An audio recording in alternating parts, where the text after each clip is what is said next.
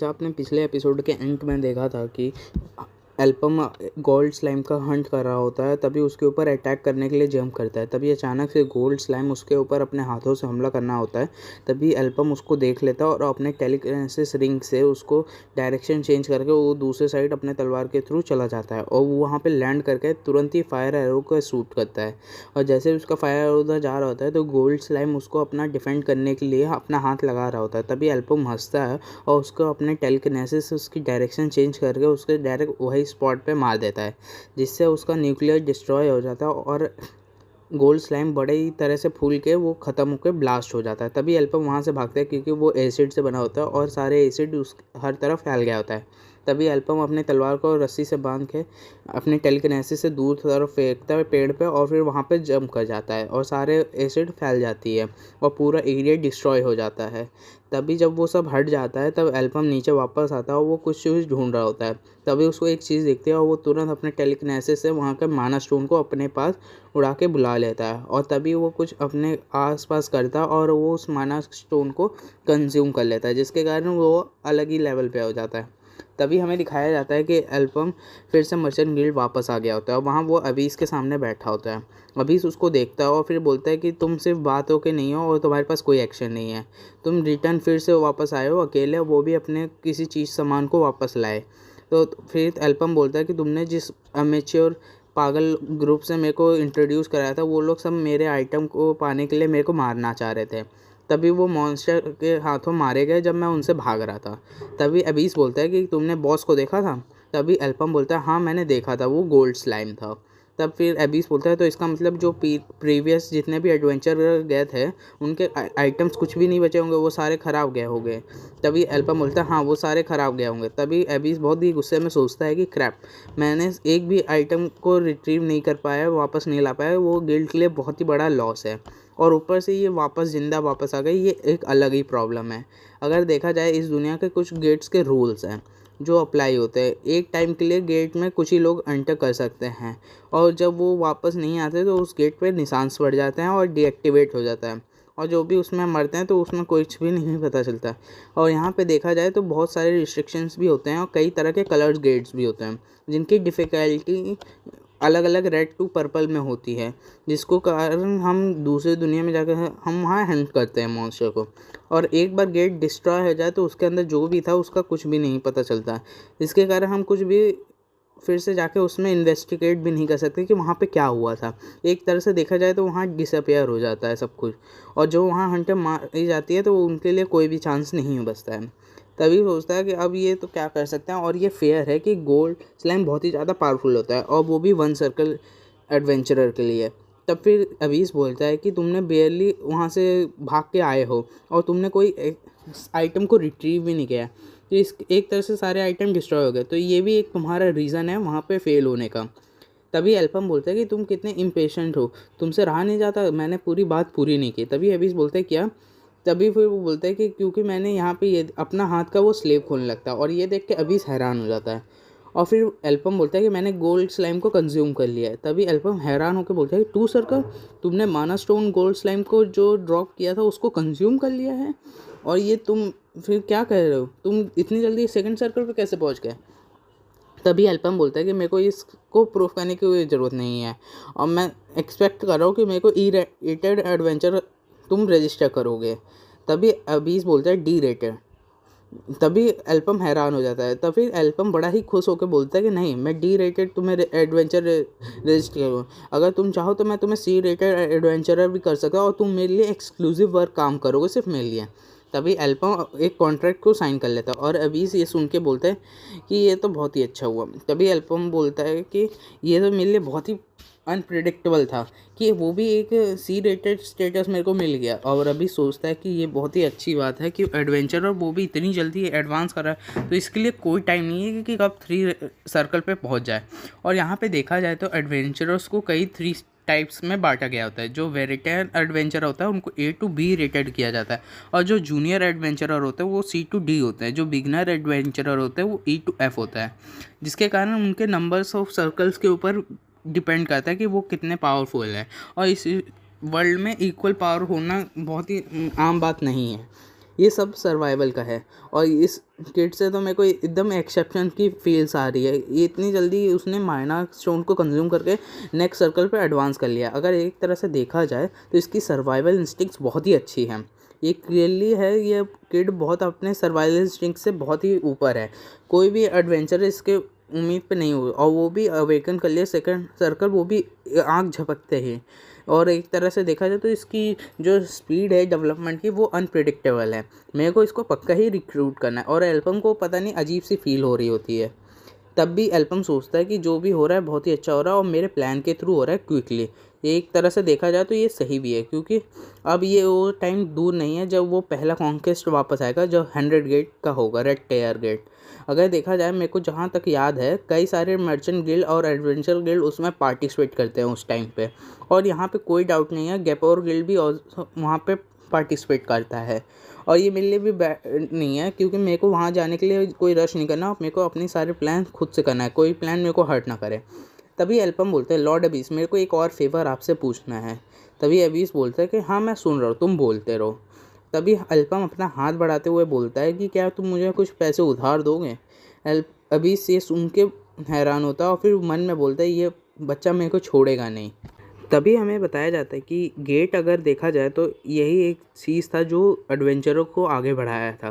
पर अगर एक्चुअली देखा जाए तो ये एक ट्रैप था ब्लैक मैक्स के थ्रू। यहाँ पे कई सारे एडवेंचरर्स अपनी लाइफ गंवा देते हैं गेट में। और स्लोली देखा जाए तो ये मैपल वर्ल्ड के लिए एक पोटेंशियल है, क्योंकि ये वो दिन है जब एपोक्लिप्स वापस आएगा और काउंटलेस मॉन्स्टर जब है वो गेट से बाहर आएंगे, जैसे वो इस दिन का इंतज़ार कर रहे थे। तब हम उस दिन हार जाएंगे और ये एग्जैक्टली 3 साल बाद होगा। ये जो डेस्टिनी है वो मैपल वर्ल्ड के ऊपर, और ये ज़्यादा दूर नहीं है। तभी हमें दिखाया जाता है गिल्ड के गेट के पास वो अबीस ऊपर से मैपल को देख रहता है। तभी एप्पल बोलता है कि अब ये ज़्यादा दिन नहीं है और मेरे को ये अभी से ही प्लान करना है, और ये जो मेरी प्लानिंग है अभी ये पूरी नहीं है।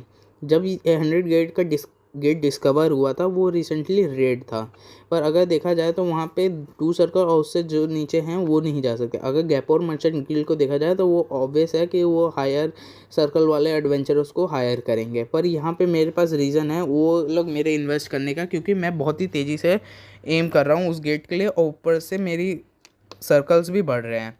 अगर मेरे को देखना है ये पैसे कहाँ सही तरह से स्पेंड करना है, तो ये सब के लिए मेरे को एक बार सोचना नहीं पड़ेगा और मैं एक बार में जाके कर दूंगा। और मेरे को पता है कि ये कहाँ करना है। और इस आइटम मेरे को ये नहीं है कि सबसे एक्सपेंसिव आइटम और ये सब कुछ ख़रीदा है, पर मेरे को पता है कि ये पैसे मैंने बोरो किया और मेरे को कहाँ इसके लिए अच्छे से खर्च करना है। तभी वो एक मार्केट के सामने आ जाता है और वो वहाँ उस गेट के सामने खड़ा होता है। तभी एक मर्चेंट उसके सामने आता है और बोलता है, आपका स्वागत है मर्चेंट, स्लेव मर्चेंट में। आपको कैसे, मैं जानता हूँ आप एडवेंचर है तो आप मेरे को फॉलो करिए। आपको कैसे स्लेव चाहिए, डिकॉय स्लेव चाहिए या फिर कुछ ऐसे स्लेव चाहिए जो आपके साइड फाइट कर सके। तभी एल्पम बोलता है कि नहीं, मेरे को एक बंदे की तलाश है और मैं जानता हूँ मेरे को वही चाहिए। तभी वो उनके मर्चेंट हैरान हो जाता है और उसको जेल खाने में लेके जाता है और बोलता है कि ये पनिशमेंट क्वार्टर्स है और यहाँ पे उन लोगों को भेजा जाता है जो बहुत ही ज़्यादा दिक्कत पैदा करते हैं, और वो उनको सही करने के लिए यहाँ पे भेजते हैं। और जो आप बंदे को ढूंढ रहे हैं वो भी यहीं पे है। तभी वो लोग जाके एक सामने रोकते हैं और मर्चेंट बोलता है कि इस तरफ। और तभी हमें दिखाया जाता है जेल से एक आदमी बंधा होता है और मर्चेंट बहुत ही डरा होता है। तभी वो बोलता है, सर आप श्योर है ना इसके लिए, क्योंकि मेरे को तभी वो बताने जाता है। तभी एल्पम बोलता है कि मेरे को पता है और मैं इसी को ढूंढ रहा हूँ और यही मेरे को चाहिए। तभी हमें वो बंदा दिखाया जाता है जो उसकी तरफ घूर रहा होता है। तभी हमें बताया जाता है कि एल्पम बोलता है कि पास्ट में कई सारे लोग डिस्ट्रक्शन जब हो रहा था मैपल वर्ल्ड का, तो वहाँ पे 6 हीरोज़ थे, जिसमें से एक हीरो थे पोलाम हीरो आरन, जिसका खून हो गया था। अगर एक तरह से जाए तो वो भी प्रेडेटर था और ये उसका एक ओनली अप्रेंटिस था जो था हीरो मर्डरर डेबो। और फिर हमें दिखाया जाता है कि उस दिन से ये यहाँ का अंत चालू हुआ था। तो अभी डीबो बोलता है कि क्या तुम मेरे को ढूंढ रहे हो, मैंने तुम्हें कभी नहीं देखा और तुम यहाँ से चले जाओ। तभी वो बड़ा रूड तरीके से बात करता है। तभी मर्चेंट बोलता है, मेरे को माफ़ करना सर, मैं इसको अभी मैनर्स सिखा दूँगा। तभी हमें एल्पम सोचता है कि हाँ, ये बहुत ही ज़्यादा फेम इकट्ठा कर लेगा कुछ सालों बाद में, जब ये स्लेव मार्केट ख़त्म हो जाएगा। और ये एक ऐसा एटीट्यूड इसका दिखाना ऑब्वियस सी बात है। कई सारे एडवेंचरर्स इसको डिकॉय स्लेव की तरह और मास्टर की तरह सर्व करना चाहेंगे। और फिर ऐसे देखा जाए तो ये टर्म भी बुरी नहीं है, इसका कैरेक्टर भी जो जस्टिस के साइड है। तभी वो मर्चेंट बोलते हैं कि ये बहुत ही ज़्यादा बारबेरिक और सैवेज टाइप का आदमी है और ये बिल्कुल ही बहुत ही बिगड़ा हुआ है। तभी एल्बम सोचता है कि मेरे को इसकी कैरेक्टर बताने की ज़रूरत नहीं है, क्योंकि ये बहुत ही इन्फ्लुएंशियल आदमी आगे चल के एपोकलिप्स के डे में बनेगा जो मेरे साथ लड़ेगा। और ये एक ऐसा बंदा है जिसके रीजन हम दोनों के कॉमन है, और हमने भी अवेकन किया था अपने पावर को सिर्फ स्ट्रॉन्ग बनने के लिए। और एक तरह से हम लोग में सबसे कॉमन चीज़ देखा जाए कि हम दोनों ही स्लेव मार्केट से हैं। तभी उसको बाहर निकालता है और एल्बम पूछता है कितना चाहिए। तो फिर डीबो कहता है कि तुम लगता है बहुत ही ज़्यादा वेल्दी फैमिली से हो, तो मेरे को तुम्हारे साथ मोल भाव नहीं करना, सीधे मेरे को खरीद लो। अगर तुम्हारे पास इतना पैसा है तो 1 मिलियन मीसोस दे दो, और ये तुम्हारे लिए तो कुछ ज़्यादा होंगे नहीं। तभी एल्बम सोचता है कि ये तो फैक्ट है और ये इसको पैसे की ज़रूरत ही है, क्योंकि इसकी छोटी बहन जो है जो बीमार से ब्लड फ्लीक से सफरिंग कर रही है, जो बीमार चल रही है, जिसको पैसे की ज़रूरत रहती है। और फिर वो बोलता है कि मेरे को भिखारियों से नहीं कहना है, अगर तुम्हारे पास पैसे नहीं है तो तुम यहाँ से चले जाओ। तभी एल्बम अपने जेब में हाथ डालता है और फिर डीबो उसको देख के हैरान हो जाता है और एल्बम बोलता है 1 मिलियन मीसोस। ये सब देख के वो लोग बोलता है क्या सही में? और फिर मर्चेंट भी हैरान होता है, तो बोलता है सर आप श्योर हो?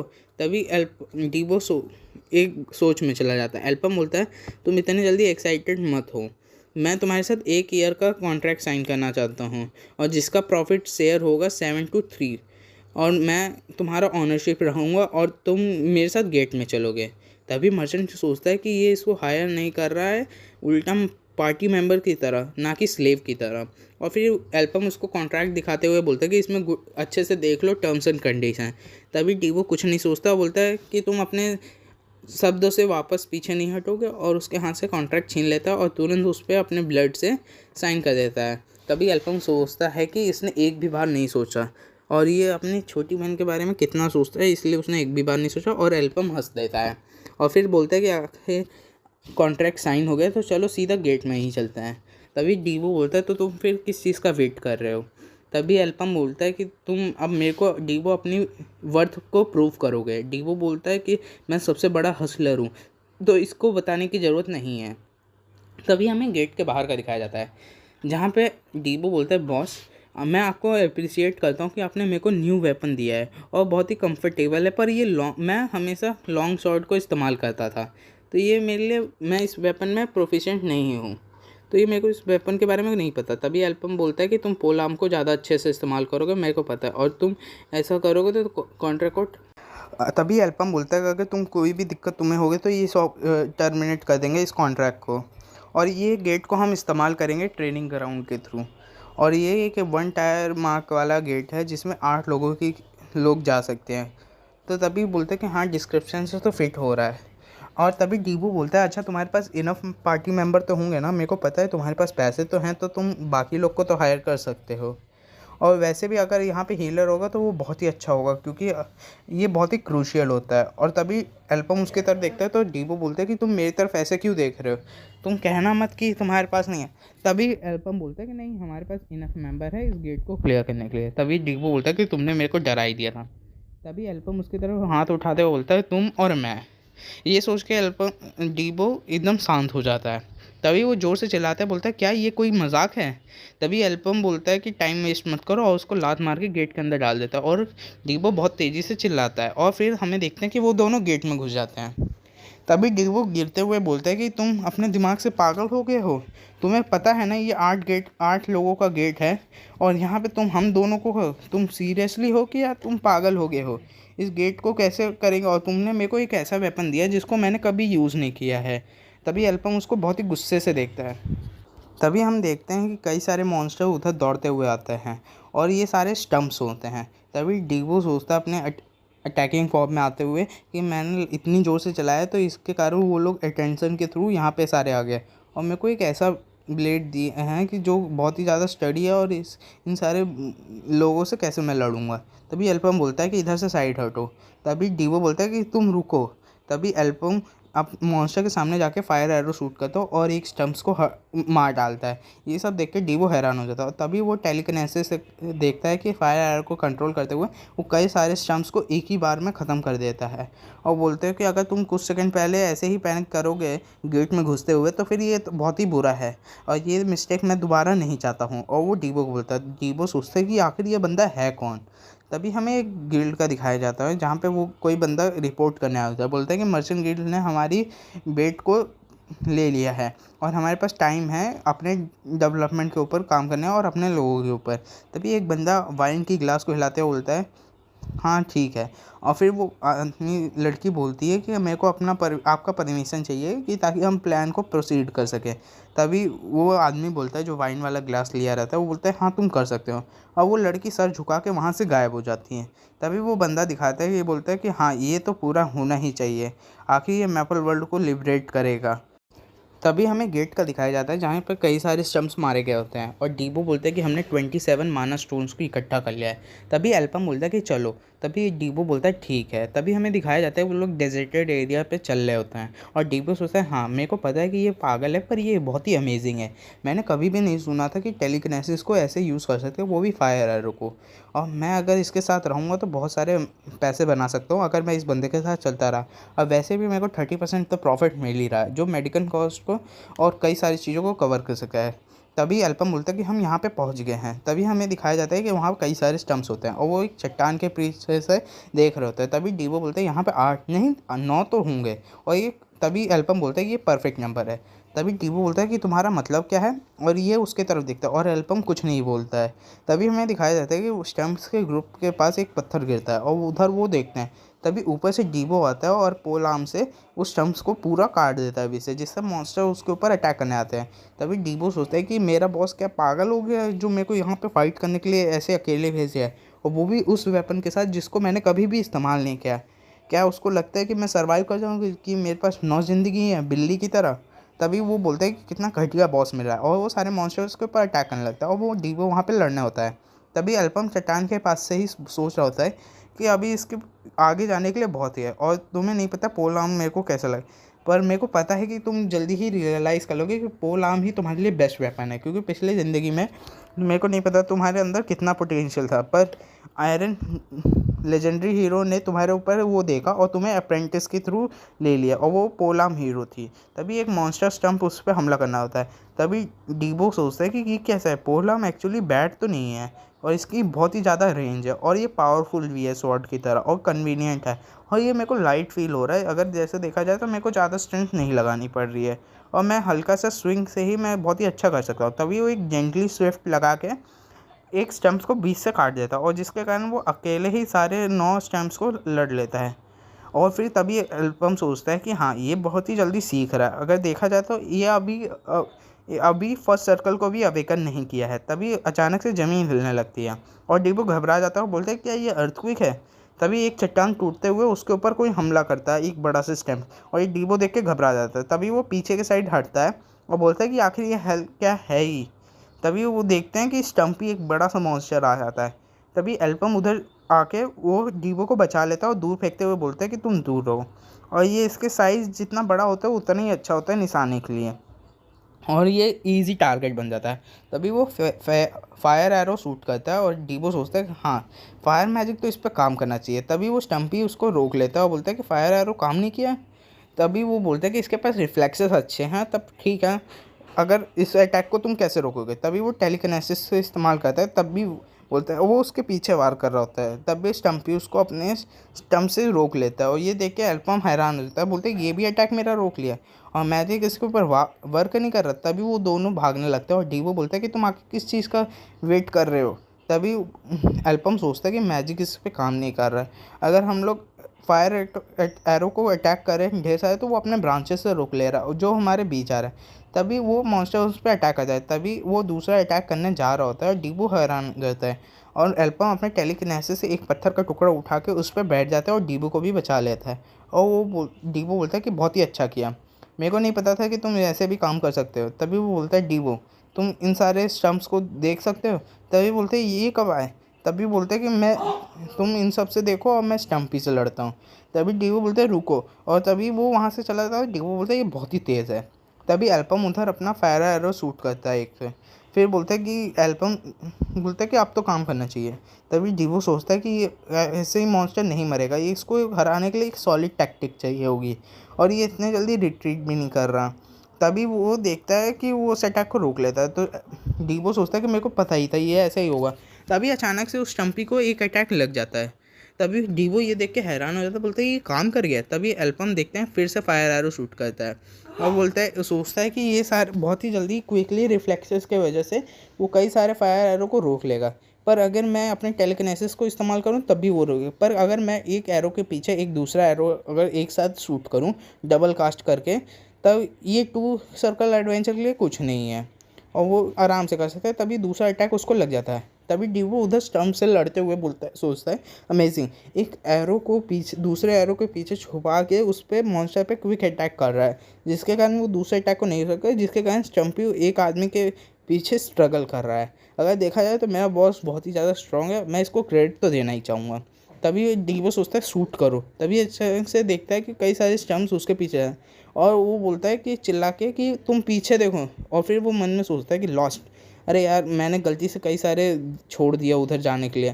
तभी एल्पम अपने फायर एरो को टेलीकिनेसिस से इस्तेमाल करके कई सारे स्टम्प्स को मार देता है, और बोलता है कि तुम एक कुछ मॉन्स्टर को नहीं संभाल पाए डीवो। तभी वो स्टम्पी उसके पीछे फिर से हमला करने जाता है, और एल्पम है सावधान होकर पीछे से जंप करता है, और ये मेरे को एक पीस मूवमेंट भी नहीं दे रहा। तभी स्टम्पी दूसरा अटैक करने जा रहा होता है, और वो एल्पम के बहुत पास हो जाता है। तभी एल्पम के कंधे पे हाथ रखता है डीवो, और उसके पीछे ऊपर जंप करके उस स्टम्प्स को काट देता है, और बोलता है कि एक जगह खड़ा होके कि अब मैंने भी तुम्हारे जान बचाई है, तो अब हम दोनों एक बराबर हैं। और एल्पम हंसता है, फिर बोलता है कि चलो ठीक है, मेरे पैसे किस काम के तो आ रहे हैं। और फिर वो दोनों साथ में बोलते हैं चलो अब इसको ख़त्म करते हैं। और यहीं पे ये चैप्टर ख़त्म हो जाता है। तो स्टे कंटिन्यू और स्टे ट्यून, और चैनल को सब्सक्राइब, लाइक, शेयर करना ना भूलें। आपका दोस्त हमेशा आपके लिए हाजिर है।